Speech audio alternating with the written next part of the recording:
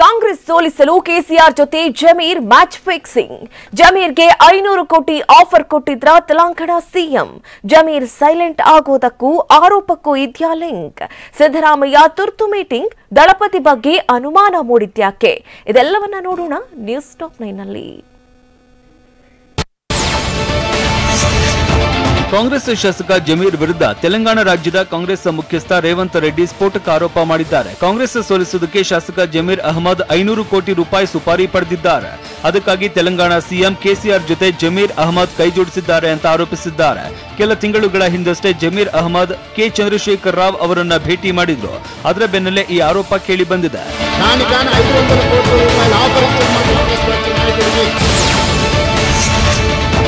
ತೆಲಂಗಾಣ ಕಾಂಗ್ರೆಸ್ ಮುಖ್ಯಸ್ಥ ರೇವಂತ್ ರೆಡ್ಡಿ ಮಾಡಿರುವ ಆರೋಪ ರಾಜ್ಯ ಕಾಂಗ್ರೆಸ್ನಲ್ಲಿ ಕಂಪನ ಎಬ್ಬಿಸಿದೆ. ಕರ್ನಾಟಕದಲ್ಲಿ ಕಾಂಗ್ರೆಸ್ ಮುಗಿಸುವುದಕ್ಕೆ ತಿಂಗಳ ಹಿಂದೆ ತೆಲಂಗಾಣ ಸಿಎಂ ಕೆಸಿಆರ್ ಜಮೀರ್ಗೆ 500 ಕೋಟಿ ರೂಪಾಯಿ ಆಫರ್ ಕೊಟ್ಟಿದ್ದಾರೆ ಅಂತ ಆರೋಪಿಸಿದ್ದಾರೆ. ಕಡಿಮೆ ಅಂತರದಲ್ಲಿ ಗೆಲ್ಲಬಹುದಾದ 25ರಿಂದ 30 ಕ್ಷೇತ್ರಗಳಲ್ಲಿ ಕಾಂಗ್ರೆಸ್ ಸೋಲಿಸುವುದಕ್ಕೆ ಸುಪಾರಿ ಕೊಟ್ಟಿದ್ದಾರೆ ಅಂತ ದೂರಿದ್ದಾರೆ.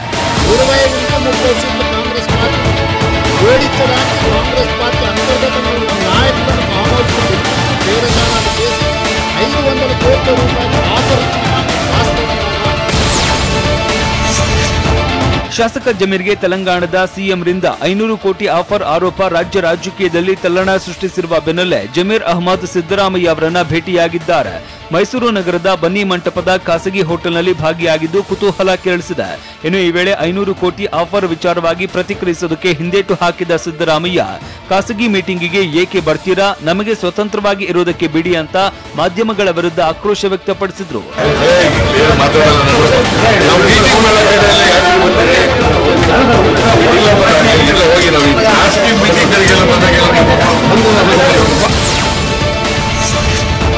ತೆಲಂಗಾಣ ಸಿಎಂರಿಂದ 500 ಕೋಟಿ ಆಫರ್ ವಿಚಾರಕ್ಕೆ ಸಂಬಂಧಪಟ್ಟಂತೆ ಜಮೀರ್ ಅಹಮದ್ ಪ್ರತಿಕ್ರಿಯಿಸಿದ್ದಾರೆ. ಮೈಸೂರಲ್ಲಿ ಮಾತನಾಡಿದ ಅವರು, ನನಗಂತೂ ಯಾವ ಆಫರ್ ಬಂದಿಲ್ಲ. ನಾನು ತೆಲಂಗಾಣ ಸಿಎಂ ಭೇಟಿ ಮಾಡಿದ್ದು ಸತ್ಯ, ಆದ್ರೆ 500 ಕೋಟಿ ಆಫರ್ ಬಗ್ಗೆ ಗೊತ್ತಿಲ್ಲ.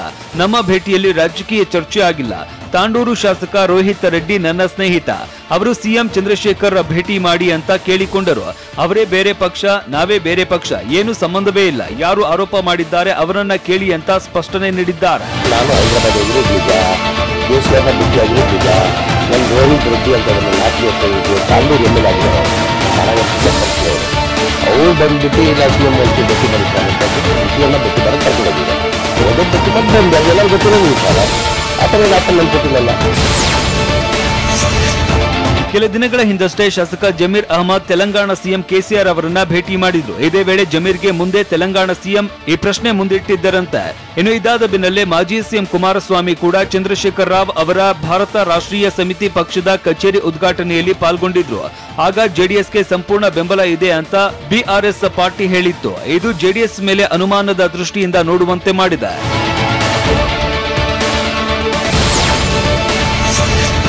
ಕರ್ನಾಟಕದಲ್ಲಿ ಕಾಂಗ್ರೆಸ್ ಸೋಲಿಸುವುದಕ್ಕೆ ಕೆಸಿಆರ್ ಜಮೀರ್ಗೆ 500 ಕೋಟಿ ರೂಪಾಯಿ ನೀಡಿದ್ದಾರೆ ಎಂಬ ವಿಚಾರ ಕುರಿತು ವಿಜಯಪುರದಲ್ಲಿ ಕುಮಾರಸ್ವಾಮಿ ಪ್ರತಿಕ್ರಿಯಿಸಿದ್ದಾರೆ. ಯಾರು ಯಾರನ್ನ ಬೇಕಾದರೂ ಭೇಟಿ ಮಾಡ್ತಾರೆ, ಈ ಕುರಿತು ನನಗೆ ಗೊತ್ತಿಲ್ಲ. ಕಾಂಗ್ರೆಸ್ ಅವರನ್ನ ಸೋಲಿಸುವುದಕ್ಕೆ ಯಾರು ಸುಪಾರಿ ಕೊಟ್ಟಿದ್ದಾರೆ? ಕಾಂಗ್ರೆಸ್ ಅನ್ನ ಅಧಿಕಾರದಿಂದ ತಡೆಯೋದ್ರಿಂದ ಅವರಿಗೆ ಸಿಗೋದು ಏನು? ಕೆಸಿಆರ್ ಅವರ ಹೋರಾಟ ಇರುವಂತದ್ದು ಬಿಜೆಪಿ ವಿರುದ್ಧ, ಕಾಂಗ್ರೆಸ್ ವಿರುದ್ಧ ಅಲ್ಲ ಅಂತ ಕುಮಾರಸ್ವಾಮಿ ಹೇಳಿದ್ದಾರೆ.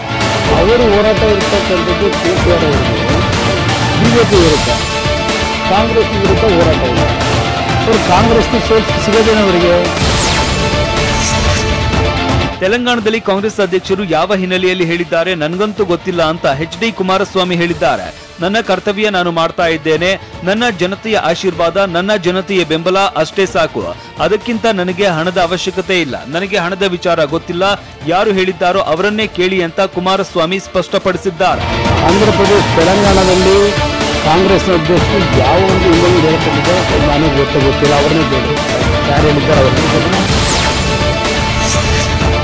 ಕಾಂಗ್ರೆಸ್ ಸೋಲಿಸುವುದಕ್ಕೆ ಜಮೀರ್ ಅಹಮದ್ಗೆ ತೆಲಂಗಾಣ ಸಿಎಂ 500 ಕೋಟಿ ಆಫರ್ ನೀಡಿದ್ದಾರೆ ಎಂಬ ಆರೋಪ ಕುರಿತು ಡಿಕೆ ಶಿವಕುಮಾರ್ ಪ್ರತಿಕ್ರಿಯಿಸಿದ್ದಾರೆ.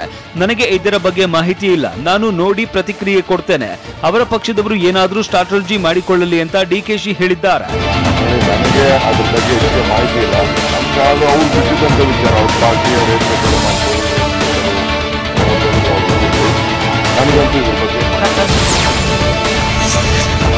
ಜಮೀರ್ ಅಹಮದ್ ತೆಲಂಗಾಣ ಭೇಟಿ ಬೆನ್ನಲ್ಲೇ ರಣದೀಪ ಸುರ್ಜೇವಾಲಾ ದೆಹಲಿಗೆ ಬುಲಾವ್ ನೀಡಿದ್ರು. ಈ ಬಗ್ಗೆ ಚರ್ಚೆ ನಡೆಸಿದ್ರು. 150 ಗುಪ್ತಚರ ಅಧಿಕಾರಿಗಳನ್ನ ತೆಲಂಗಾಣ ಸಿಎಂ ಕರ್ನಾಟಕಕ್ಕೆ ಕಳಿಸಿದ್ದಾರೆ ಅನ್ನೋ ಆರೋಪವನ್ನು ರೇವಂತ್ ರೆಡ್ಡಿ ಮಾಡಿದ್ದಾರೆ.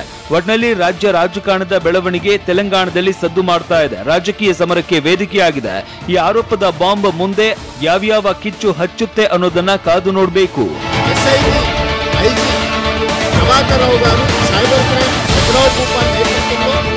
దాదాపుగా 30 కాన్స్టిట్యూన్సీలలో ఇక్కడికి సంబంధించిన ఇంటెలిజెన్స్ పోలీస్ అధికారులు 150 మంది.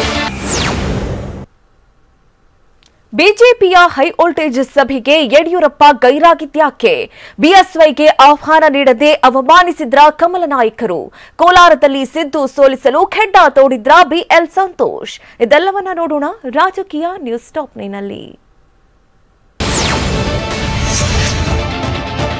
ಮಾಜಿ ಸಿಎಂ ಬಿಎಸ್ವೈಗೆ ಆಹ್ವಾನ ನೀಡಿದೆ ರಾಜ್ಯ ಬಿಜೆಪಿ ನಾಯಕರ ಸಭೆ ನಡೆಸಲಾಗಿದೆ. ಬೆಂಗಳೂರಿನ ಮಲ್ಲೇಶ್ವರಂನಲ್ಲಿ ಇರುವ ರಾಜ್ಯ ಬಿಜೆಪಿ ಕಚೇರಿಯಲ್ಲಿ ನಡೆದ ಸಭೆಗೆ ಯಡಿಯೂರಪ್ಪಗೆ ಆಹ್ವಾನ ನೀಡಿಲ್ಲ. ಸಭೆಯಲ್ಲಿ ಸಿಎಂ ಬೊಮ್ಮಾಯಿ, ಕೇಂದ್ರ ಸಚಿವ ಪ್ರಹ್ಲಾದ್ ಜೋಶಿ, ಬಿಜೆಪಿ ರಾಷ್ಟ್ರೀಯ ಸಂಘಟನಾ ಪ್ರಧಾನ ಕಾರ್ಯದರ್ಶಿ ಸಂತೋಷ್, ಬಿಜೆಪಿ ರಾಜ್ಯಾಧ್ಯಕ್ಷ ಕಟೀಲು ಸೇರಿದಂತೆ ಪದಾಧಿಕಾರಿಗಳು ಭಾಗಿಯಾಗಿದ್ದರು. 2 ದಿನಗಳ ಮುಂಚಿತವಾಗಿಯೇ ಎಲ್ಲಾ ನಾಗರಿಕರಿಗೂ ಮಾಹಿತಿ ನೀಡಲಾಗಿತ್ತು. ಆದರೆ ಯಡಿಯೂರಪ್ಪಗೆ ಯಾವುದೇ ಮಾಹಿತಿ ನೀಡದೆ ಸಭೆ ಮಾಡಿರುವುದು ಚರ್ಚೆಗೆ ಕಾರಣವಾಗಿದೆ.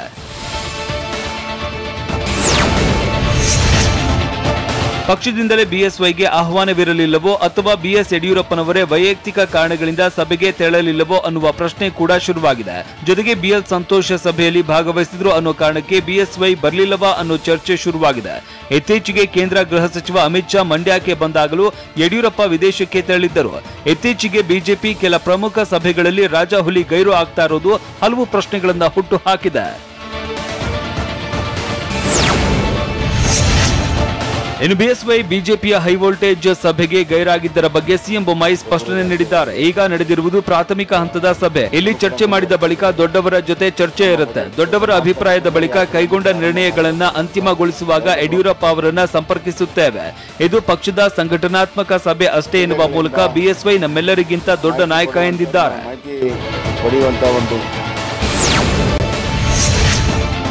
ಕೋಲಾರದಲ್ಲಿ ಮಾಜಿ ಸಿಎಂ ಸಿದ್ದರಾಮಯ್ಯ ಅವರನ್ನ ಸೋಲಿಸುವುದಕ್ಕೆ ಕೇಸರಿ ಪಡೆ ರಣತಂತ್ರ ಹೆಣಿತಾ ಇದೆ. ಅಖಾಡಕ್ಕೆ ಬಿಎಲ್ ಸಂತೋಷ್ ಎಂಟ್ರಿ ಕೊಟ್ಟಿದ್ದು ಗೆಲುವಿಗಾಗಿ ವರ್ಕೌಟ್ ಶುರುವಾಗಿದೆ. ಕೋಲಾರದಲ್ಲಿ ಯಾರೇ ಸ್ಪರ್ಧಿಸಿದ್ರು ಸಂಘಟನೆ ಗಟ್ಟಿ ಇದ್ರೆ ಗೆಲುವು ನಮ್ಮದೇ ಅಂತ ಬಿಎಲ್ ಸಂತೋಷ್ ಹೇಳಿದ್ದಾರಂತೆ. ಪ್ರತಿ ಮನೆಗೂ ಪಕ್ಷದ ಕಾರ್ಯಕರ್ತರು ಹೋಗಬೇಕು. ಪ್ರತಿ ಮನೆಯ ಮೇಲೂ ಬಿಜೆಪಿಯ ಬಾವುಟ ನೆಟ್ಟು ಸಭೆ ಮಾಡಿ ಎಲ್ಲ ಸಮುದಾಯದ ಪ್ರಮುಖ ನಾಯಕರನ್ನ ಭೇಟಿಯಾಗಿ ಚರ್ಚಿಸಿ ಅಂತ ಬಿಜೆಪಿ ರಾಷ್ಟ್ರೀಯ ಪ್ರಧಾನ ಕಾರ್ಯದರ್ಶಿ ಸಂತೋಷ್ ಸೂಚಿಸಿದ್ದಾರೆ.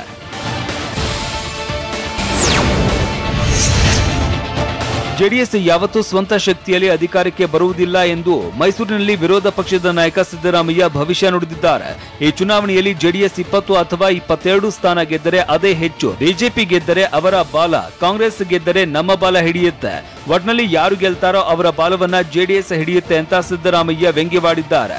ಅಷ್ಟೇ ಅಲ್ಲ, ಜೆಡಿಎಸ್ ನವರಿಗೆ ಯಾವುದೇ ಸಿದ್ಧಾಂತ ಇಲ್ಲ, ನಮ್ಮನ್ನ ಸಿಎಂ ಮಾಡಿದ್ರೆ ನಿಮ್ಮ ಜೊತೆ ಬರ್ತೇವೆ ಅಂತಾರೆ ಸಿದ್ದರಾಮಯ್ಯ ದಳಪತಿಗಳ ಕಾಲೆಳೆದಿದ್ದಾರೆ.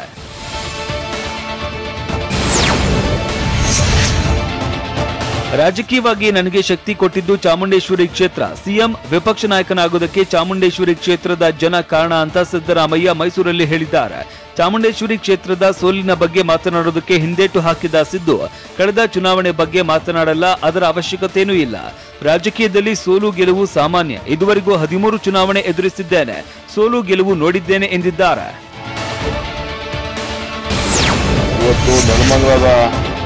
ಚುನಾವಣೆ ಸಮೀಪಿಸ್ತಾ ಇದ್ದಂತೆ ರಾಜ್ಯ ರಾಜಕೀಯದ ಅಖಾಡದಲ್ಲಿ ಆಪರೇಷನ್ ಸದ್ದು ಜೋರಾಗಿದೆ. ಬಿಜೆಪಿಗೆ ಮಣ್ಣು ಮುಕ್ಕಿಸಲೇಬೇಕು ಅಂತ ಪಣ ತೊಟ್ಟಿರುವ ಡಿಕೆಶಿ ಸಿಎಂ ತವರು ಜಿಲ್ಲೆಯಲ್ಲೇ ಬಾಂಬ್ ಸಿಡಿಸಿದ್ದಾರೆ. ಹಾವೇರಿಯಲ್ಲಿ ಇರುವ ಹಾಲಿ ಶಾಸಕರೇ ಕಾಂಗ್ರೆಸ್ಗೆ ಬರ್ತಾರೆ ಅಂತ ಬಿರುಗಾಳಿ ಎಬ್ಬಿಸಿದ್ದಾರೆ. ಡಿಕೆಶಿ ಮಾತಿನಿಂದ ಹಾವೇರಿ ಬಿಜೆಪಿಯಲ್ಲಿ ಕಂಪನ ಎದ್ದಿದೆ. ಈ ರಾಜ್ಯದಲ್ಲಿ ಒಂದು ಬದಲಾವಣೆಯ ಪರ್ವವಾಗಿದೆ. ಹಾವೇರಿಯ ಹಾಲಿ ಶಾಸಕರು ಕಾಂಗ್ರೆಸ್ಗೆ ಬರ್ತಾರೆ ಎಂಬ ಡಿಕೆಶಿ ಹೇಳಿಕೆಗೆ ಸಿಎಂ ಬೊಮ್ಮಾಯಿ ತಿರುಗೇಟು ನೀಡಿದ್ದಾರೆ. ಡಿಕೆ ಶಿವಕುಮಾರ್ ಮೊದಲು ಅವರ ಪಕ್ಷದಲ್ಲಿ ಇರುವವರನ್ನ ಉಳಿಸಿಕೊಳ್ಳಲಿ, ಕಾಂಗ್ರೆಸ್ನಲ್ಲಿ ಯಾರು ಉಳಿತಾರೆ ಯಾರು ಹೋಗ್ತಾರೆ ಅಂತ ಗಮನಿಸಲಿ. ಕಾಂಗ್ರೆಸ್ನಿಂದ ಬಿಜೆಪಿಗೆ ಯಾರ್ಯಾರು ಬರ್ತಾರೆ ಅಂತ ಡಿಕೆಶಿಗೂ ಗೊತ್ತಿದೆ. ಕೆಪಿಸಿಸಿ ಅಧ್ಯಕ್ಷ ಡಿಕೆ ಶಿವಕುಮಾರ್ಗೆ ಕೀಳರಿಮೆ ಭಾವನೆ ಇದೆ ಅಂತ ಸಿಎಂ ಟೀಕಿಸಿದ್ದಾರೆ.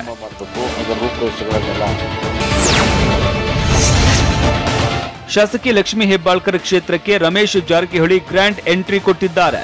ಈಗಿನಿಂದಲೇ ಬೆಳಗಾವಿ ಗ್ರಾಮಾಂತರದಲ್ಲಿ ರಮೇಶ್ ಜಾರಕಿಹೊಳಿ ಚುನಾವಣಾ ಪ್ರಚಾರ ಆರಂಭಿಸಿದ್ದಾರೆ. ಸುಳೆಬಾವಿ ಗ್ರಾಮದ ಮೈದಾನದಲ್ಲಿ ಅಭಿಮಾನದ ಕಾರ್ಯಕರ್ತರ ಸಮಾವೇಶದ ಹೆಸರಲ್ಲಿ ಕಾರ್ಯಕ್ರಮ ಆಯೋಜಿಸಲಾಗಿದೆ. ಈ ಮೂಲಕ ಶಾಸಕಿ ಲಕ್ಷ್ಮೀ ಹೆಬ್ಬಾಳ್ಕರ್ ಸೋಲಿಸುವುದಕ್ಕೆ ರಮೇಶ್ ಜಾರಕಿಹೊಳಿ ಶಪಥ ಮಾಡಿದ್ದಾರೆ. ರಾಜ್ಯಕ್ಕೆ ನಡ್ಡಾ ಭೇಟಿಗೆ ಕ್ಷಣಗಣನೆ. ಇಂದಿನಿಂದ ಬೂತ್ ವಿಜಯ್ ಸಂಕಲ್ಪ ಅಭಿಯಾನಕ್ಕೆ ಚಾಲನೆ. ಬಿಜೆಪಿ ಮತ್ತು ದಳದ ಕೋಟೆಯಲ್ಲಿ ಮೊಳಗಲಿದೆ ಕಾಂಗ್ರೆಸ್ನ ಪ್ರಜಾಧ್ವನಿ. ಪ್ರವೀಣ್ ನೆಟ್ಟಾರ್ ಹತ್ಯೆ ಕೇಸ್ 1500 ಪುಟಗಳ ಚಾರ್ಜ್ ಶೀಟ್ ಸಲ್ಲಿಕೆ. ಇದೆಲ್ಲವನ್ನ ನೋಡೋಣ ಸಮಗ್ರ ನ್ಯೂಸ್ ಟಾಪ್ 9 ನಲ್ಲಿ. ನಾಳೆಯಿಂದ ಬಿಜೆಪಿ ವಿಜಯ ಸಂಕಲ್ಪ ಅಭಿಯಾನ ಆರಂಭವಾಗಲಿದ್ದು, ಅಭಿಯಾನ ಯಶಸ್ವಿಗೊಳಿಸುವಂತೆ ಬಿಜೆಪಿ ರಾಷ್ಟ್ರೀಯ ಸಂಘಟನಾ ಪ್ರಧಾನ ಕಾರ್ಯದರ್ಶಿ ಬಿಎಲ್ ಸಂತೋಷ್ ಸೂಚನೆ ನೀಡಿದ್ದಾರೆ. ಮಲ್ಲೇಶ್ವರಂ ಬಿಜೆಪಿ ಕಚೇರಿಯಲ್ಲಿ ನಡೆದ ಸಭೆಯಲ್ಲಿ ಸಂಸದರು, ಶಾಸಕರು, ಎಂಎಲ್ಸಿಗಳಿಗೆ ಅಭಿಯಾನದ ಜವಾಬ್ದಾರಿ ನೀಡಲಾಗಿದೆ. ಇನ್ನು ಪಕ್ಷಕ್ಕೆ 1 ಕೋಟಿ ಸದಸ್ಯತ್ವ ನೋಂದಣಿ ಮಾಡಿಸುವಂತೆಯೂ ಸೂಚನೆ ನೀಡಲಾಗಿದೆ. ಇಂದಿನಿಂದ 9 ದಿನ ರಾಜ್ಯದಲ್ಲಿ ಬಿಜೆಪಿಯ ಬೂತ್ ವಿಜಯ ಸಂಕಲ್ಪ ಅಭಿಯಾನ ನಡೆಯಲಿದೆ. ಬಿಜೆಪಿ ರಾಷ್ಟ್ರೀಯ ಅಧ್ಯಕ್ಷ ಜೆಪಿ ನಡ್ಡಾ ಬೂತ್ ವಿಜಯ ಸಂಕಲ್ಪ ಅಭಿಯಾನಕ್ಕೆ ಚಾಲನೆ ನೀಡಲಿದ್ದಾರೆ. ಮುಖ್ಯಮಂತ್ರಿ ಬಸವರಾಜ ಬೊಮ್ಮಾಯಿ ದಾಬಸ್ಪೇಟೆಯಲ್ಲಿ, ಬಿಜೆಪಿ ಸಂಸದೀಯ ಮಂಡಳಿ ಸದಸ್ಯ ಯಡಿಯೂರಪ್ಪ ನಾಗಠಾಣ ಸಿಂದಗಿಯಲ್ಲಿ ಚಾಲನೆ ನೀಡಲಿದ್ದಾರೆ. ಬಿಜೆಪಿ ರಾಜ್ಯ ಉಸ್ತುವಾರಿ ಅರುಣ್ ಸಿಂಗ್ ಚಿಕ್ಕಬಳ್ಳಾಪುರದಲ್ಲಿ, ಕೇಂದ್ರ ಗಣಿ ಇಲಾಖೆಯ ಸಚಿವ ಪ್ರಹ್ಲಾದ್ ಜೋಶಿ ದಾವಣಗೆರೆಯಲ್ಲಿ, ಬಿಜೆಪಿ ರಾಜ್ಯಾಧ್ಯಕ್ಷ ಕಟೀಲು ಬೆಂಗಳೂರಿನ ಜಯನಗರ ಬಿಟಿಎಂ ಲೇಔಟ್ ಹಾಗೂ ಬಿಜೆಪಿ ರಾಜ್ಯ ಸಹ ಉಸ್ತುವಾರಿ ಡಿಕೆ ಅರುಣ ಮಹಾಲಕ್ಷ್ಮಿ ಲೇಔಟ್ನಲ್ಲಿ ಬೂತ್ ಅಭಿಯಾನಕ್ಕೆ ಚಾಲನೆ ನೀಡಲಿದ್ದಾರೆ. ಬಿಜೆಪಿ ರಾಷ್ಟ್ರೀಯ ಅಧ್ಯಕ್ಷ ಜೆಪಿ ನಡ್ಡಾ ಇವತ್ತು ರಾಜ್ಯಕ್ಕೆ ಆಗಮಿಸ್ತಾ ಇದ್ದು, ವಿಜಯಪುರದ ನಾಗಠಾಣ ಸಿಂದಗಿಯಲ್ಲಿ ಬೂತ್ ಮಟ್ಟದ ವಿಜಯ ಸಂಕಲ್ಪ ಅಭಿಯಾನಕ್ಕೆ ಚಾಲನೆ ನೀಡಲಿದ್ದಾರೆ. ಬೆಳಗ್ಗೆ ದೆಹಲಿಯ ಇಂದಿರಾ ಗಾಂಧಿ ಅಂತಾರಾಷ್ಟ್ರೀಯ ವಿಮಾನ ನಿಲ್ದಾಣದಿಂದ ವಿಶೇಷ ವಿಮಾನದಲ್ಲಿ ರಾಜ್ಯಕ್ಕೆ ಬರಲಿದ್ದಾರೆ. ಬೆಳಗ್ಗೆ 11ಕ್ಕೆ ಕಲಬುರಗಿ ಏರ್ಪೋರ್ಟ್ಗೆ ಬಂದಿಳಿಯಲಿದ್ದು, ಅಲ್ಲಿಂದ ಹೆಲಿಕಾಪ್ಟರ್ ಮೂಲಕ ವಿಜಯನಗರಕ್ಕೆ ಪ್ರಯಾಣ ಬೆಳೆಸಲಿದ್ದಾರೆ. ಸೈನಿಕ ಶಾಲೆ ಆವರಣದಲ್ಲಿ ಹೆಲಿಪ್ಯಾಡ್ಗೆ ಆಗಮಿಸಲಿದ್ದು, ಮೊದಲಿಗೆ ಜ್ಞಾನ ಯೋಗಾಶ್ರಮಕ್ಕೆ ಭೇಟಿ ನೀಡಲಿದ್ದಾರೆ. ನಂತರ ಫಲಾನುಭವಿಗಳ ಮನೆಗಳಿಗೆ ಭೇಟಿ ನೀಡಲಿದ್ದಾರೆ. ಇವತ್ತು ವಿಜಯಪುರಕ್ಕೆ ಬಿಜೆಪಿ ರಾಷ್ಟ್ರೀಯ ಅಧ್ಯಕ್ಷ ನಡ್ಡಾ ಆಗಮನ ಹಿನ್ನೆಲೆ ಖಾಕಿ ಸರ್ಪಗಾವಲು ಹಾಕಲಾಗಿದೆ. ವಿಜಯಪುರ ಎಸ್ಪಿ ಎಚ್ಡಿ ಆನಂದಕುಮಾರ್ ನೇತೃತ್ವದಲ್ಲಿ ಭದ್ರತೆ ಕೈಗೊಳ್ಳಲಾಗಿದೆ. ಭದ್ರತೆಗಾಗಿ ಓರ್ವ ಎಎಸ್ಪಿ, ಓರ್ವ ಡಿವೈಎಸ್ಪಿ, 4 ಇನ್ಸ್ಪೆಕ್ಟರ್ಸ್, 10 ಸಬ್ ಇನ್ಸ್ಪೆಕ್ಟರ್ಸ್, 100ಕ್ಕೂ ಹೆಚ್ಚು ಪೊಲೀಸ್ ಕಾನ್ಸ್ಟೇಬಲ್, 1 ಐಆರ್ಬಿ ತುಕಡಿ, 3 ಡಿಎಆರ್ ತುಕಡಿ ಭದ್ರತೆಗಾಗಿ ನಿಯೋಜನೆ ಮಾಡಲಾಗಿದೆ. ಜೆಪಿ ನಡ್ಡಾ ಸಂಚರಿಸುವ ಮಾರ್ಗದ ಉದ್ದಕ್ಕೂ ಖಾಕಿ ಪಡೆ ಹದ್ದಿನ ಕಣ್ಣಿಡಲಿದೆ. ಹಾಸನ ಹಾಗೂ ಚಿಕ್ಕಮಗಳೂರಿನಲ್ಲಿ ಇವತ್ತು ಕಾಂಗ್ರೆಸ್ ಪ್ರಜಾಧ್ವನಿ ಬೃಹತ್ ಸಮಾವೇಶ ಆಯೋಜಿಸಲಾಗಿದೆ. ಹಾಸನದ ದೊಡ್ಡಮಂಡಿಗನಹಳ್ಳಿ ಬಳಿ ಇವತ್ತು ಬೆಳಗ್ಗೆ 12 ಗಂಟೆಗೆ ಸಮಾವೇಶ ಆರಂಭವಾಗಲಿದೆ. ಮಾಜಿ ಸಿಎಂ ಸಿದ್ದರಾಮಯ್ಯ, ಡಿಕೆ ಶಿವಕುಮಾರ್, ದಿನೇಶ್ ಗುಂಡೂರಾವ್ ಸೇರಿದಂತೆ ವಿವಿಧ ನಾಯಕರು ಭಾಗಿಯಾಗಲಿದ್ದಾರೆ. ಬಿಜೆಪಿ ಮುಖಂಡ ಪ್ರವೀಣ್ ನೆಟ್ಟಾರು ಬರ್ಬರ ಹತ್ಯೆ ಕೇಸ್ ಸಂಬಂಧ ಬೆಂಗಳೂರಿನಲ್ಲಿ ಇರುವ ಎನ್ಐಎ ವಿಶೇಷ ಕೋರ್ಟ್ಗೆ ಚಾರ್ಜ್ ಶೀಟ್ ಸಲ್ಲಿಕೆಯಾಗಿದೆ. ಎನ್ಐಎ ಅಧಿಕಾರಿಗಳು ಒಟ್ಟು 20 ಆರೋಪಿಗಳ ಮೇಲೆ 1500 ಪುಟಗಳ ಚಾರ್ಜ್ ಶೀಟ್ ಸಲ್ಲಿಸಿದ್ದಾರೆ. ಚಾರ್ಜ್ ಶೀಟ್ನಲ್ಲಿ 240 ಸಾಕ್ಷಿಗಳ ಹೇಳಿಕೆ ದಾಖಲಿಸಲಾಗಿದೆ. ಈವರೆಗೆ 14 ಆರೋಪಿಗಳನ್ನ ಸೆರೆ ಹಿಡಿದಿದ್ದು, 6 ಆರೋಪಿಗಳಿಗಾಗಿ ಶೋಧ ನಡೆಸಲಾಗ್ತಾ ಇದೆ. ವಿಲ್ಸನ್ ಗಾರ್ಡನ್ ರೌಡಿ ನಾಗನ ಕೊಲೆಗೆ ಸಂಚು ಪ್ರಕರಣದಲ್ಲಿ ಸೈಲೆಂಟ್ ಸುನಿಲ್ನಿಗೆ ಹೈಕೋರ್ಟ್ ರಿಲೀಫ್ ನೀಡಿದೆ. ರೌಡಿ ನಾಗನ ಕೊಲೆಗೆ ಸಂಚು ಪ್ರಕರಣದಲ್ಲಿ ಸೈಲೆಂಟ್ ಸುನಿಲ್ನನ್ನ ಪೊಲೀಸರು ವಿನಾಕಾರಣ ಪ್ರಕರಣದಲ್ಲಿ ಸಿಲುಕಿಸಿಕೊಂಡಿದ್ದಾರೆ ಅಂತ ಆರೋಪಿಸಲಾಗಿತ್ತು. ಅಷ್ಟೇ ಅಲ್ಲ, ಆರೋಪಿ ಸಮೀವುಲ್ಲಾ ಖಾನ್ ಎಂಬಾತನ ಹೇಳಿಕೆ ಆಧರಿಸಿ ಕೇಸ್ ದಾಖಲಿಸಿದ್ದಾರೆ. ಬೇಕಂತಲೇ ಸೈಲೆಂಟ್ ಸುನಿಲ್ನನ್ನ ಆರೋಪಿಯನ್ನಾಗಿಸಲಾಗಿದೆ. ಹೀಗಾಗಿ ತನಿಖೆ ರದ್ದುಪಡಿಸುವಂತೆ ಅರ್ಜಿ ಸಲ್ಲಿಸಲಾಗಿತ್ತು. ಸದ್ಯ ಹೈಕೋರ್ಟ್ ಸುನಿಲ್ ವಿರುದ್ಧದ ಪ್ರಕರಣಕ್ಕೆ ಮಧ್ಯಂತರ ತಡೆ ನೀಡಿದೆ. ಬೆಂಗಳೂರಲ್ಲಿ ಮತ್ತೊಂದು ದೊಡ್ಡ ಗೋಲ್ಮಾಲ್ ಬಯಲಾಗಿದೆ. ಶಾಸಕರ ನಿವೇಶನಗಳಿಗೆ ನಕಲಿ ದಾಖಲೆ ಸೃಷ್ಟಿಸಿ ಮತ್ತೊಬ್ಬರಿಗೆ ಸೇಲ್ ಮಾಡಲಾಗಿದೆ. ಶಾಸಕ ಗೂಳಿಹಟ್ಟಿ ಶೇಖರ್ ಹೆಸರಿಗೆ ಮಂಜೂರಾಗಿದ್ದ ನಿವೇಶನದ ಹೆಸರಲ್ಲಿ ದೊಡ್ಡ ಕಳ್ಳಾಟ ಆಡಲಾಗಿದೆ. ಬೆಂಗಳೂರಿನ ಸಂಜಯನಗರದ ಆರ್ಎಂವಿ 2ನೇ ಹಂತದಲ್ಲಿ ನಿವೇಶನ ಇದೆ. ಜಿ ಕ್ಯಾಟಗರಿ ಬಿಡಿಎ ಸೈಟ್ಗಳು ಶಾಸಕರಿಗೆ ಮಂಜೂರಾಗಿತ್ತು. 10 ಕೋಟಿ ಬೆಲೆ ಬಾಳುವ 5080 ವಿಸ್ತೀರ್ಣದ ನಿವೇಶನಗಳು ಇದಾಗಿದೆ. ಆದರೆ ನಕಲಿ ದಾಖಲೆ ಸೃಷ್ಟಿಸಿ ಸಬ್ ರಿಜಿಸ್ಟ್ರಾರ್ ಕಚೇರಿಯಲ್ಲಿ ನೋಂದಣಿ ಮಾಡಲಾಗಿದೆ. ಭೂಗಳರು ತಮ್ಮ ಹೆಸರಿಗೆ ನೋಂದಣಿ ಮಾಡಿಸಿಕೊಂಡಿರೋದು ಹೊರಬಂದಿದೆ. ಕಂಡವರ ಹೆಸರಿಗೆ ಸಬ್ ರಿಜಿಸ್ಟ್ರಾರ್ ನೋಂದಣಿ ಮಾಡಿಕೊಟ್ಟಿರೋದು ಬಟಾಬಯಲಾಗಿದೆ. 8 ಜನರ ವಿರುದ್ಧ ಎಫ್ಐಆರ್ ದಾಖಲಾಗಿದೆ. ಟಿ ನರಸೀಪುರದಲ್ಲಿ ನರಭಕ್ಷಕ ಚಿರತೆ ಅಟ್ಟಹಾಸ 3 ತಿಂಗಳಲ್ಲಿ 3ನೇ ಬಲಿ. ಬೆಂಗಳೂರಲ್ಲಿ ಫಾರ್ಚುನರ್ ಕಾರು ಚಾಲಕ ಹಿಟ್ ಅಂಡ್ ರನ್. ನಡೆದಾಡಿದ ದೇವರ 4ನೇ ವರ್ಷದ ಸ್ಮರಣೆ. ಸಿದ್ಧಗಂಗೆಯಲ್ಲಿ ಮೇಳೈಸಿದ ಭಕ್ತಿ. ರಾಜ್ಯಾದ್ಯಂತ ದಾಸೋಹ ದಿನ. ಇದೆಲ್ಲವನ್ನ ನೋಡೋಣ ದಕ್ಷಿಣ ಕರ್ನಾಟಕ ನ್ಯೂಸ್ ಟಾಪ್ 9ನಲ್ಲಿ. ಮನೆ ಮಾಲೀಕ ಮಾಡಿದ ಸಾಲದಿಂದ ಬಾಡಿಗೆದಾರರು ಬೀದಿ ಪಾಲಾಗಿದ್ದಾರೆ. ರಾಮನಗರ ಜಿಲ್ಲೆ ಕನಕಪುರ ತಾಲೂಕಿನ ಹಾರೋಹಳ್ಳಿ ರಂಗನಾಥ ಬಡಾವಣೆಯ ಜ್ಯೋತಿ ರಮೇಶ್ ಎಂಬಾತ ಶ್ರೀರಾಮ ಫೈನಾನ್ಸ್ನಲ್ಲಿ 45 ಲಕ್ಷ ರೂಪಾಯಿ ಮನೆ ಸಾಲ ಪಡೆದಿದ್ದರು. ಸಾಲ ತೀರಿಸದ ಹಿನ್ನೆಲೆಯಲ್ಲಿ ಶ್ರೀರಾಮ ಫೈನಾನ್ಸ್ ಕೋರ್ಟ್ ಮೊರೆ ಹೋಗಿತ್ತು. ಕೋರ್ಟ್ ಮನೆ ಜಪ್ತಿಗೆ ಆದೇಶ ನೀಡಿತ್ತು. ಇದೀಗ ಶ್ರೀರಾಮ ಫೈನಾನ್ಸ್ ಸಿಬ್ಬಂದಿ ಮನೆ ಜಪ್ತಿ ಮಾಡಿದ್ದಾರೆ. ಆದರೆ ಬಾಡಿಗೆಗೆ ಇದ್ದ 4 ಕುಟುಂಬಗಳು ಬೀದಿಗೆ ಬಿದ್ದಿವೆ. ತುಮಕೂರಿನ ನಡೆದಾಡುವ ದೈವ ಶಿವನ ಪಾದದಲ್ಲಿ ಲೀನವಾಗಿ ಇದೀಗ 4 ವರ್ಷಗಳು ಪೂರೈಸಿದೆ. ಕಳೆದ 3 ವರ್ಷಗಳಲ್ಲಿ ಕೋವಿಡ್ನಿಂದಾಗಿ ಶಿವಕುಮಾರ ಶ್ರೀಗಳ ಸಂಸ್ಮರಣೋತ್ಸವ ಸರಳವಾಗಿ ಆಚರಿಸಲಾಗಿತ್ತು. ಈ ಬಾರಿ ಪೂಜ್ಯರ ಸಂಸ್ಮರಣೋತ್ಸವವನ್ನು ವಿಜೃಂಭಣೆಯಿಂದ ಆಚರಿಸಲಾಗುತ್ತಿದೆ. ಪೂಜ್ಯರ ಗದ್ದುಗೆಗೆ ವಿಶೇಷ ಹೂವಿನ ಅಲಂಕಾರ ಮಾಡಿ ಬೆಳಿಗ್ಗೆ 5:30ರಿಂದ ಮಹಾ ರುದ್ರಾಭಿಷೇಕ ನಡೆಯುತ್ತಿದ್ದು, ರಾಜೋಪಚಾರ, ಬಿಲ್ವಾರ್ಚನೆ ಹಾಗೂ ಇತರೆ ವಿಶೇಷ ಪೂಜಾ ಕೈಂಕರ್ಯಗಳು ಜರುಗಲಿವೆ. ಇನ್ನು ರಾಜ್ಯ ಸರ್ಕಾರ ಕಳೆದ ವರ್ಷ ಶ್ರೀಗಳ ಪುಣ್ಯ ಸ್ಮರಣೆ ದಿನವನ್ನ ದಾಸೋಹ ದಿನ ಅಂತ ಘೋಷಿಸಿತ್ತು. ಹೀಗಾಗಿ ಮಠದ ಭಕ್ತರು, ಅಭಿಮಾನಿಗಳು, ಹಳೆ ವಿದ್ಯಾರ್ಥಿಗಳು ನಾಡಿನಾದ್ಯಂತ ಈ ದಿನವನ್ನ ದಾಸೋಹ ದಿನವನ್ನಾಗಿ ಆಚರಿಸುತ್ತಿದ್ದಾರೆ. ಇನ್ನು ಬೆಳಿಗ್ಗೆ 8ಕ್ಕೆ ಬೆಳ್ಳಿ ರಥದಲ್ಲಿ ಪೂಜ್ಯರ ಮೂರ್ತಿಯನ್ನಿಟ್ಟು ಮಠದ ಆವರಣದಲ್ಲಿ ಮೆರವಣಿಗೆ ನಡೆಸಲಾಗುತ್ತಿದೆ. ಬೆಳಿಗ್ಗೆ 10 ಗಂಟೆಗೆ ವೇದಿಕೆ ಸಮಾರಂಭವನ್ನ ಮಾಜಿ ಸಿಎಂ ಯಡಿಯೂರಪ್ಪ ಉದ್ಘಾಟಿಸಲಿದ್ದು, ಮುಖ್ಯಮಂತ್ರಿ ಬಸವರಾಜ ಬೊಮ್ಮಾಯಿ ಅಧ್ಯಕ್ಷತೆ ವಹಿಸಲಿದ್ದಾರೆ. ಇಂದಿನ ಸ್ಮರಣೋತ್ಸವಕ್ಕೆ ಲಕ್ಷಾಂತರ ಭಕ್ತರು ಆಗಮಿಸುವ ನಿರೀಕ್ಷೆ ಇದ್ದು, ಮಠದಲ್ಲಿ ಸಕಲ ಸಿದ್ಧತೆಗಳನ್ನು ಮಾಡಿಕೊಳ್ಳಲಾಗಿದೆ. ಕೈಗಾರಿಕಾ ವಸ್ತು ಪ್ರದರ್ಶನದ ಆವರಣ, ಸಾದರ ಕೊಪ್ಪಲು, ಕೆಂಪು ಹೊನ್ನಯ್ಯ ಅತಿಥಿ ಗೃಹ, ಹೊಸ ಪ್ರಸಾದ ನಿಲಯ, ಹಳೆ ಪ್ರಸಾದ ನಿಲಯ ಹೀಗೆ 5 ಕಡೆ ಪ್ರಸಾದದ ವ್ಯವಸ್ಥೆ ಮಾಡಲಾಗಿದೆ. ಬಂದಂತಹ ಭಕ್ತಾದಿಗಳಿಗೆ ಉಣಬಡಿಸಲು ವಿಶೇಷ ಖಾದ್ಯಗಳನ್ನು ಕಳೆದ 3 ದಿನಗಳಿಂದ ಅಡುಗೆ ಭಟ್ಟರು ತಯಾರಿ ಮಾಡುತ್ತಿದ್ದಾರೆ. ಬರೋಬ್ಬರಿ 50 ಕ್ವಿಂಟಲ್ ಖಾರ ಬೂಂದಿ, 50 ಕ್ವಿಂಟಲ್ ಸಿಹಿ ಬೂಂದಿ ರೆಡಿಯಾಗಿದೆ. ಗಣರಾಜ್ಯೋತ್ಸವ ಪ್ರಯುಕ್ತ ಲಾಲ್ಬಾಗ್ನಲ್ಲಿ ಫಲಪುಷ್ಪ ಪ್ರದರ್ಶನ ಆಯೋಜಿಸಲಾಗಿದೆ. ಫ್ಲವರ್ ಶೋಗೆ ಸಿಎಂ ಬೊಮ್ಮಾಯಿ ನಿನ್ನೆ ಚಾಲನೆ ನೀಡಿದ್ರು. 10 ದಿನಗಳ ಕಾಲ ಫಲಪುಷ್ಪ ಪ್ರದರ್ಶನ ನಡೆಯಲಿದೆ. ಫಲಪುಷ್ಪ ಪ್ರದರ್ಶನದ ವೇಳೆ ಬೆಂಗಳೂರಿನ 1500 ವರ್ಷಗಳ ಹಿಂದಿನ ಇತಿಹಾಸ ವಿವರಿಸಲಾಗುತ್ತೆ. ಬೆಂಗಳೂರಿನ ಸ್ವಾತಂತ್ರ್ಯ ಪೂರ್ವ ಮತ್ತು ನಂತರ ಇತಿಹಾಸದ ಮಾಹಿತಿ ನೀಡಲಿದ್ದಾರೆ. ಈ ಬಾರಿ ವಿವಿಧ ಬಗೆಯ ಪುಷ್ಪಗಳನ್ನ ಪ್ರದರ್ಶನ ಮಾಡಲಾಗ್ತಾ ಇದೆ. ಫ್ಲವರ್ ಶೋಗೆ ಬರುವ ಶಾಲಾ ಮಕ್ಕಳಿಗೆ ಉಚಿತ ಪ್ರವೇಶ ಅವಕಾಶ ನೀಡಲಾಗಿದೆ. ಫಲಪುಷ್ಪ ಪ್ರದರ್ಶನದಲ್ಲಿ 15ರಿಂದ 20 ಲಕ್ಷ ಜನರು ಸೇರುವ ಸಾಧ್ಯತೆ ಇದೆ. 3 ಅಳಿಯಂತಿರ ಗಲಾಟೆ. ಜಮೀನಿಗಾಗಿ ಮಾವನನ್ನೇ ಕೊಚ್ಚಿಕೊಂದು ಪರಾರಿ. ಪಿಎಸ್ಐ ನೇಮಕಾತಿ ಅಕ್ರಮದ ಕಿಂಗ್ ಪಿನ್ ರುದ್ರಗೌಡ ಪಾಟೀಲ್ ನಾಪತ್ತೆ. ಲಕ್ಷ್ಮೀ ಹೆಬ್ಬಾಳ್ಕರ್ ಕ್ಷೇತ್ರದಲ್ಲಿ ಜಾರಕಿಹೊಳಿ ಅಬ್ಬರ. ಕೆಟ್ಟ ಹುಳಕ್ಕೆ ಹೋಲಿಸಿ ಟೀಕಾ ಪ್ರಹಾರ. ಇದೆಲ್ಲವನ್ನ ನೋಡೋಣ ಉತ್ತರ ಕರ್ನಾಟಕ ನ್ಯೂಸ್ ಟಾಪ್ 9ನಲ್ಲಿ. 545 ಪಿಎಸ್ಐ ಹುದ್ದೆಗಳ ನೇಮಕಾತಿಯಲ್ಲಿ ಅಕ್ರಮ ಪ್ರಕರಣದ ಕಿಂಗ್ ಪಿನ್ ರುದ್ರಗೌಡ ಪಾಟೀಲ್ ಕಳ್ಳಾಟ ಮತ್ತೆ ಬಯಲಾಗಿದೆ. ಸಿಐಡಿ ಅಧಿಕಾರಿಗಳಿಗೆ ರುದ್ರಗೌಡ ಪಾಟೀಲ್ ಯಾಮಾರಿಸುತ್ತಿದ್ದಾನೆ. ನಿನ್ನೆ ರಾತ್ರಿ ಮನೆಯ ಹಿಂದಿನ ಕಾಂಪೌಂಡ್ ಹಾರಿ ಪಾಟೀಲ್ ಪರಾರಿಯಾಗಿದ್ದಾನೆ. ವಿಚಾರಣೆಗೆ ಹಾಜರಾಗುವಂತೆ 3 ಬಾರಿ ನೋಟಿಸ್ ನೀಡಲಾಗಿತ್ತು. ನೋಟಿಸ್ ನೀಡಿದ್ರು ವಿಚಾರಣೆಗೆ ಆರೋಪಿ ಪಾಟೀಲ್ ಗೈರಾಗಿದ್ದ. ಮೊಬೈಲ್ ಕೂಡ ಸ್ವಿಚ್ ಆಫ್ ಮಾಡಿಕೊಂಡಿದ್ದ ರುದ್ರಗೌಡ ಪಾಟೀಲ್ ಭೇಟಿಗೆ ಸಿಐಡಿ ಎಂಟ್ರಿ ಕೊಟ್ಟಿತ್ತು.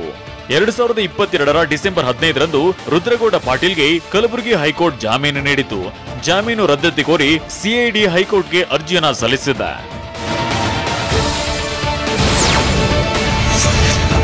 ಸಾರ್ವಜನಿಕರಿಂದ ಸಾಕಷ್ಟು ದೂರು ಕೇಳಿಬಂದ ಹಿನ್ನೆಲೆಯಲ್ಲಿ ನಿನ್ನೆ ಕೆಆರ್ಎಸ್ ಪಾರ್ಟಿ ಕಾರ್ಯಕರ್ತರು ಕೊಪ್ಪಳ ಜಿಲ್ಲೆ ಆಸ್ಪತ್ರೆಗೆ ಭೇಟಿ ನೀಡಿದ್ರು.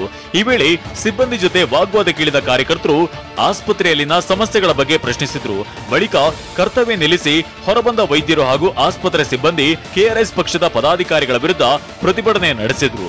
ಬಳಿಕ ಪೊಲೀಸರ ಮಧ್ಯಸ್ಥಿಕೆಯಲ್ಲಿ ಪರಿಸ್ಥಿತಿಯನ್ನ ತಿಳಿಗೊಳಿಸಲಾಯಿತು.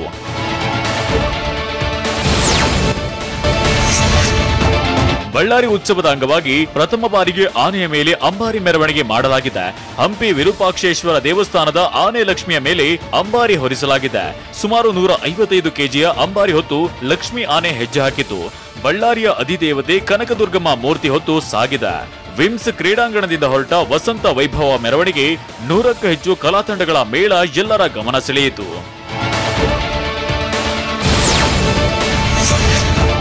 ಲಕ್ಷ್ಮೀ ಹೆಬ್ಬಾಳ್ಕರ್ ವಿರುದ್ಧ ರಮೇಶ್ ಜಾರಕಿಹೊಳಿ ಪರೋಕ್ಷ ವಾಗ್ದಾಳಿಯನ್ನ ನಡೆಸಿದ್ದಾರೆ. ಬೆಳಗಾವಿ ಗ್ರಾಮೀಣ ಕ್ಷೇತ್ರದಲ್ಲಿ ಪ್ರಚಾರ ಕೈಗೊಂಡ ರಮೇಶ್ ಜಾರಕಿಹೊಳಿ ಮೋದಗ ಗ್ರಾಮದಲ್ಲಿ ಒಂದು ಪೆಂಡಲ್ ಹಾಕಿ ಮಿಕ್ಸರ್ ಕೊಡುತ್ತಿದ್ದಾರೆ. ಒಂದು ಡಬ್ಬಿ ಕೂಡ ಕೊಟ್ಟಿದ್ದು ಅದು 70 ರಿಂದ 80 ರೂಪಾಯಿ ಇರಬಹುದು. ಮಿಕ್ಸರ್ ಒಂದು 600-700 ರೂಪಾಯಿ ಇರಬಹುದು. ಇನ್ನೊಂದು ಐಟಮ್ ಏನಾದ್ರೂ ಕೊಡ್ಬೋದು ಅವರು.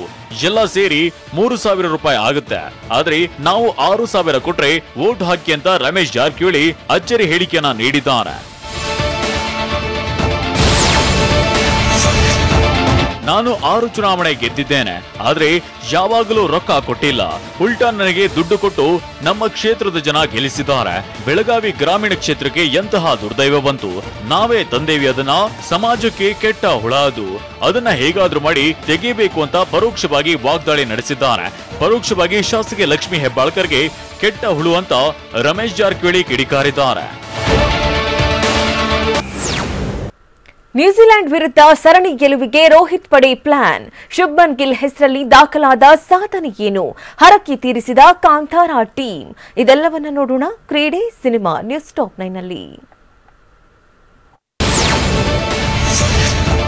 ನ್ಯೂಜಿಲೆಂಡ್ ವಿರುದ್ಧದ ಮೊದಲನೇ ಏಕದಿನ ಪಂದ್ಯವನ್ನ ಟೀಂ ಇಂಡಿಯಾ ರೋಚಕ 12 ರನ್ಗಳಿಂದ ಗೆದ್ದಿತ್ತು. ದ್ವಿತೀಯ ಪಂದ್ಯ ರಾಯ್ಪುರ್ನಲ್ಲಿರುವ ಶಾಹಿದ್ ವೀರ್ ನಾರಾಯಣ್ ಸಿಂಗ್ ಸ್ಟೇಡಿಯಂನಲ್ಲಿ ನಡೆಯಲಿದೆ. ಹೀಗಾಗಿ ಟೀಂ ಇಂಡಿಯಾ ಆಟಗಾರರು ಜೈಪುರಕ್ಕೆ ಆಗಮಿಸಿದ್ದಾರೆ. ಜೈಪುರಕ್ಕೆ ಆಗಮಿಸಿದ ಕೊಹ್ಲಿಯನ್ನ ಸ್ಫೂರ್ತಿದಾಯಕ ಮಾತುಗಳಿಂದ ಗಮನ ಸೆಳೆಯುವ ಐಎಎಸ್ ಅಧಿಕಾರಿ ಅವನೀಶ್ ಶರಣ್ ಸ್ವಾಗತಿಸಿದ್ರು.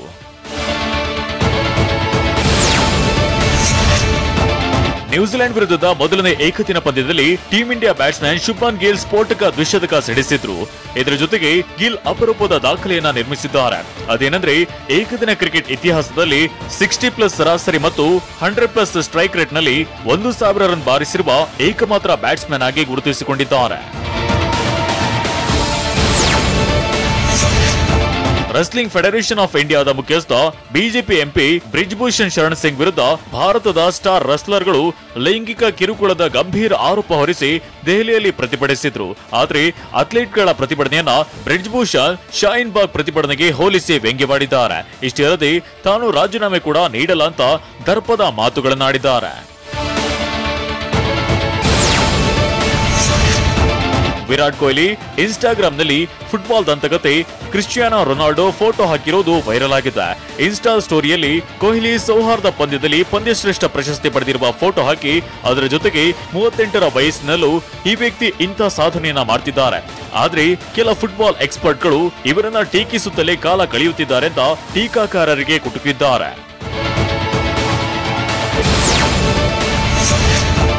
ಒಡಿಶಾದ ರುಕ್ರೇಲಾ ಸ್ಟೇಡಿಯಂನಲ್ಲಿ ನಡೆದ ಹಾಕಿ ವಿಶ್ವಕಪ್ 23ನೇ ಪಂದ್ಯದಲ್ಲಿ ಜಪಾನ್ ವಿರುದ್ಧ ಬಲಿಷ್ಠ ಬೆಲ್ಜಿಯಂ ತಂಡ 7-1 ಅಂತರದ ಭರ್ಜರಿ ಜಯಗಳಿಸಿದೆ.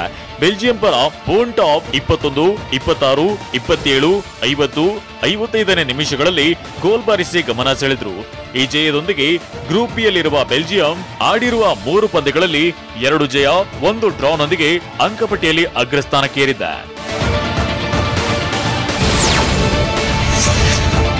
ಸ್ಯಾಂಡಲ್ವುಡ್ನ super duper hit cinema Kantara success ಆಗಿದ್ದು ಚಿತ್ರತಂಡ ಖುಷಿಯಲ್ಲಿದೆ. ಇನ್ನು ಕಾಂತಾರ ಸಿನಿಮಾ ನಿರೀಕ್ಷೆಗೂ ಮೀರಿ ಯಶಸ್ಸು ಕಂಡಿದೆ. ಹಾಗಾಗಿ ಕಾಂತಾರ ಚಿತ್ರತಂಡ ಪಂಜುರ್ಲಿ ದೈವದ ಹರಕೆ ತೀರಿಸಿದೆ. ನಿರ್ಮಾಪಕ ವಿಜಯ್ ಕಿರಗಂದೂರ್, ಕಾರ್ತಿಕ್, ರಿಷಬ್ ಶೆಟ್ಟಿ ಕುಟುಂಬ ಸೇರಿದಂತೆ ಹಲವರು ಮಂಗಳೂರಿನ ಬಂದಲೆಯಲ್ಲಿ ನಡೆದ ಪೂಜೆ ಕೋಲದಲ್ಲಿ ಭಾಗಿಯಾಗಿ ಹರಕೆ ತೀರಿಸಿದ್ರು. ಸ್ಯಾಂಡಲ್ವುಡ್ ಸ್ಟಾರ್ ದುನಿಯಾ ವಿಜಯ್ ನಿನ್ನೆ 49ನೇ ವಸಂತಕ್ಕೆ ಕಾಲಿಟ್ಟಿದ್ದು ತಮ್ಮ ಹುಟ್ಟೂರಾದ ಆನೇಕಲ್ನ ಕುಂಬಾರನಹಳ್ಳಿಯಲ್ಲಿರೋ ಅಪ್ಪ ಅಮ್ಮನ ಸಮಾಧಿ ಎದುರು ಬರ್ತ್ಡೇ ಆಚರಿಸಿಕೊಂಡ್ರು. ಇನ್ನು ತಮ್ಮ ಬರ್ತ್ಡೇ ಪ್ರಯುಕ್ತ ಭೀಮಾ ಚಿತ್ರದ ಟೀಸರ್ ರಿಲೀಸ್ ಮಾಡಲಾಯಿತು. ಅಷ್ಟೇ ಅಲ್ಲದೆ ಬರ್ತ್ಡೇಗೆ ಬರ್ತಿರೋ ಅಭಿಮಾನಿಗಳಿಗೆ ಊಟದ ವ್ಯವಸ್ಥೆ ಮಾಡಲಾಗಿತ್ತು.